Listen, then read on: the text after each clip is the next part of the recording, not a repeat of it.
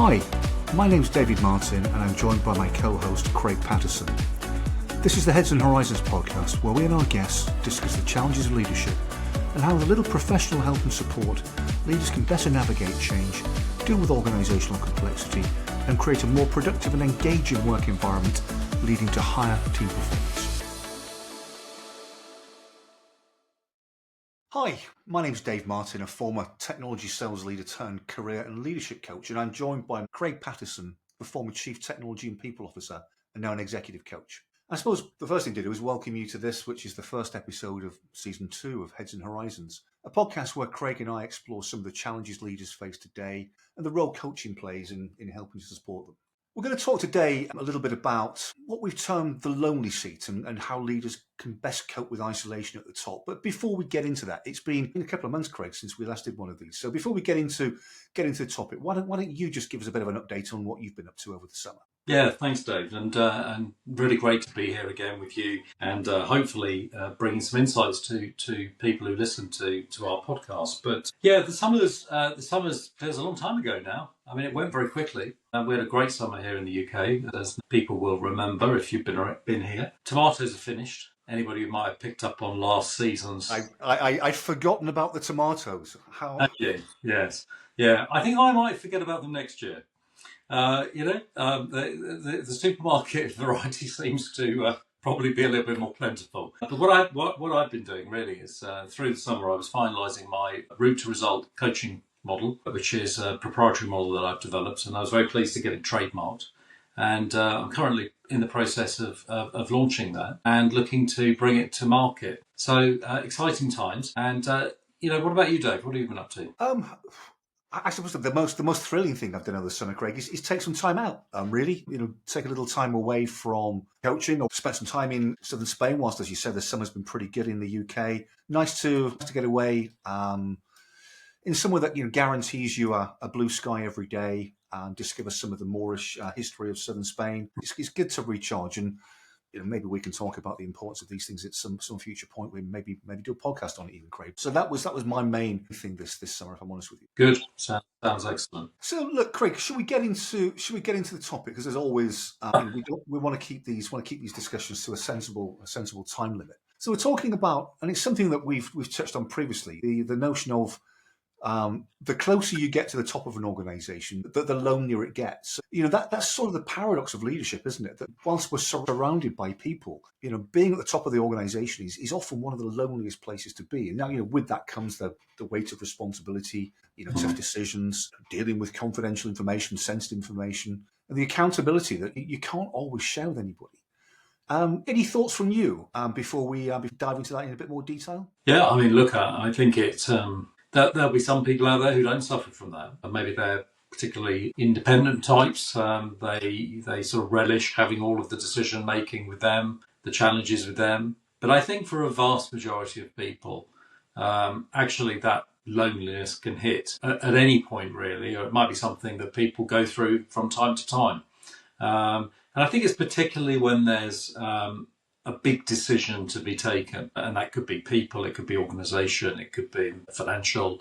And I think it's at those times when a lot of people will go through a feeling of just being on their own, not having that sounding board, that person or place to go to ask the stupid question. Yeah, that's a really good point. And I know myself from my own experience, I can't claim to have got anywhere near the very top of any organisation, but I've certainly led teams many times during my career, certainly in the latter a couple of decades. And I know myself, I can relate to that feeling of that feeling of to have all the answers and not having them, or being expected to have all the answers, I should probably say, and not actually having them. It's not as if you can naturally. Well, I certainly never felt that I could. I never felt I could naturally turn to any of my peers, and certainly not my boss, and comfortably ask or admit to the fact that I didn't have all the answers and ask for the necessary help. Because I certainly felt that that would be an admission of lack of competence or lack of capability or credibility or whatever it was. Whether that was true or not, I don't know. Maybe it was, maybe it wasn't. But I certainly felt the pressure of leadership at that point, the pressure of the loneliness that comes with that you are expected to have all the answers, and when you don't often feel that you can confidently and competently turn to turn to the people who probably do. Looking back and reflecting back now, I can see how I would have and perhaps should have handled that better by surrounding myself or getting some peer level contacts who could have been that critical sounding board. But at the time, I just didn't do that, and as a consequence, it did become a really lonely place. You're not going to be alone in that, Dave. And I think it's in reality, I don't think people in those sort of positions naturally, have the answer of where to go, because that's the whole point. Because if they knew where to go, they probably wouldn't be so lonely. As you said, it's a very risky strategy to really be able to, within the organisation, to identify anybody that you can really, ask that question that you should know the answer to. We say that, you're not going to have all the answers. Of course you're not going to have all the answers, but there's still going to be things where even if you've got a pretty damn good idea, you're going to maybe benefit from bouncing that around. But to do that within the organisation is by sure risky. I mean, what I think I've seen is when people don't ask others, when people do face that loneliness, sometimes that anxiety can show itself in ways of people being distressed, angry, frustrated, annoyed, and taking that out either in the way they behave or with others. And I think that's something to look out for. I would just encourage anybody who's in that position to think about who could they contact, who could they speak to. This isn't a shameless plug for coaching. Clearly, a coach is a route to provide that if you can find someone that you believe understands what you're working through. But even forget about a coach, even somebody independent that you believe gets it. That's important. And I think that's a really valid point. Seeking mentorship or coaching or whatever it is, that's not a sign of weakness, but it's a sign of maturity and self-awareness. I was reading something recently, actually, that I'm not going to suggest the veracity of this is necessarily strong. I don't know where it came from, but it was certainly an opinion that was voiced that actually women more naturally than men do seek out coaching as an investment in themselves in positions or situations like this, whereas men see it as more of a corrective mechanism. When something's gone wrong, that's when they seek help and coaching, rather than seeking mentorship and coaching, rather when before it becomes an issue as an investment in themselves. But you're right, strategy to cope and reconnect is really built around trusted networks and also encouraging honest feedback, cultivating trusted truth tellers within the team, and being willing to accept that feedback. Regular self check-ins, noticing when stress or loneliness is shifting from situational or occasional to chronic. Not easy, not suggesting it's easy, but those are the sort of things that I would try and relate to myself. Recognizing those signs of isolation are not easy, but important. Over-reliance on one or two trusted voices is also another sign I would suggest, and that avoidance of trusted feedback. Absolutely. Just to touch on the point you made about male versus female. I mean, look, things are shifting in that regard, but that's consistent with things like going to a doctor, isn't it? This is the same sort of issue where men, quite often believe, they've got to just get on with it. To your point, is it a sign of weakness to say that you need some help or you need you need somebody to talk to? Excuse me. But I think that we've just got to keep encouraging it. We've just got to keep saying to men as well as to women out there who maybe feel similarly that, to your point, this isn't a weakness. This is something that I do believe, whilst I said at the beginning, there will be some that don't believe they need or suffer from this. There will be an awful lot that do. And my encouragement would be just to take the leap of faith, because you're not alone. You're not the only person who's ever felt lonely. I can remember, if you don't mind, I would like to give just an example of my own experience when I was Chief People Officer in my last company. And one of the things when you're Chief People Officer is that you are working with the board and the Remuneration Committee Chair on executive pay. And one of the things that you need to be doing is working with the external remuneration advisors, which are specialist consultants in that area. Something, for example, like long-term incentive programs. This is like shares that people would maybe get. People understand the basics of those things. But when it comes to somebody who has received shares, I think you get the fact that they vest or they're basically, they need to be above water to make money, or they're restricted share options. I think people might get that bit, but what people don't always understand is that you need to be able to understand the mechanics of how those things, the mechanisms of how those share plans pay out. And that's not something that nobody had ever taught me that.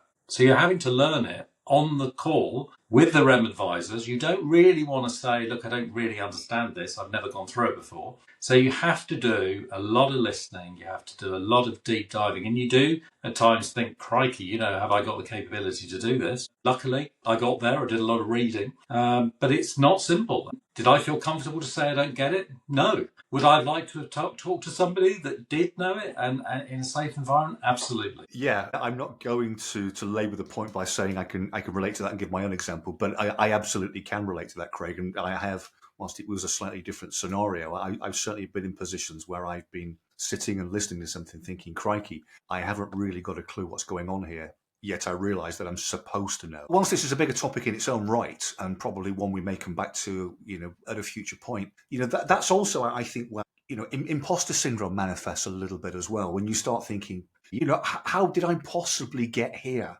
Well, I am not qualified. I mean, I'm not capable enough to be in this position. You start to second guess and question yourself in situations like that, which has its own, vicious downward spiral of its own. And like I said, that is an entire topic that we could touch on at a future point. But the other thing I was going to touch on, Craig, is how we create cultures that reduce loneliness. But I also wanted to touch on something that poked my or piques my curiosity today, or attention rather than curiosity, and that's that. This stuff comes with consequences, right? We all talk about the need to be high performing, which is a nice segue into what I'm going to touch on in a second. But to be high performing, we have to be physically and mentally well. That is an absolute state that we have to be in. If we're going to perform at our best, we have to be physically and mentally at our absolute peaks. It's actually something that is touched on by a guy called Mark Efron in a really interesting book of his, which 8 Steps to High Performance, I think is the actual title.